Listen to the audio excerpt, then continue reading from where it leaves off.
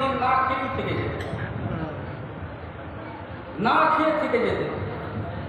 রাসূলের জবান মোবারক থেকে যে কথাগুলো বেরোতো, ওই কথাগুলো শোনার খাতিরে হযরত আবু হুরায়রা রাদিয়াল্লাহু তাআলা আনহু তিনি সবথেকে বেশি হাদিস বর্ণনা করেছেন। এনার জীবনীতে ইনি অনেক সময় খিদের জ্বালাতে আসহাবে সুফফাতে অনেক সময় পড়ে থাকতেন। খিদের জন্য এত জোরে খিদে লাগতো, কিন্তু উঠে খাওয়ার জন্য বাড়ি যেতেন না। কেন? আমি যদি খাওয়ার জন্য বাড়ি চলে যাই, রাসূলের এই কথাটা আমি আর শুনতে পাবো না। এই খাতিরে বসে থাকতেন। আসহাবে সুফফাতে খিদের তাড়না মাঝে সাঝে বেহুশ হয়ে যেতেন।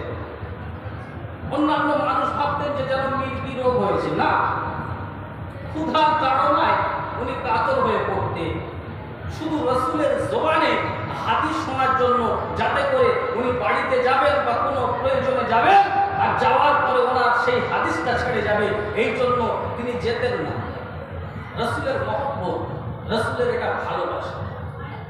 এই জন্য আমি এটা শর্টে বলার চেষ্টা করছি যে দুনিয়া এবং আখিরাতটাকে সামনে রেখে এটা বলার চেষ্টা করছি, সায়াযাক্কারু মান ইয়াখশা ওয়া ইয়াতাজান্নাবুহাল আশকা। আল্লাহ নবীকে বলছেন যে আপনি দুঃখ নেবেন না, কষ্ট নেবেন না। ওয়া ইয়াতাজান্নাবুহাল আশকা, আপনার কথা তারা শুনবে না, আপনার কথা তাদের কানে যাবে না।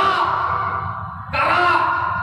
আশকা ইসমে তাফজিলের সিগা, ইসমে তাফজিল এখানে আছে, মানে এর থেকে বড় বেকুব, এর থেকে বড় নির্বোধ আর পৃথিবীর বুকে আর কেউ নাই, যে রাসূলের কথা শোনার পরে পালিয়ে যায়। এর থেকে বড় বেকুব, এর থেকে বড় নির্বোধ আর নেই। আশকা, এটা আল্লাহ পাক বলছে।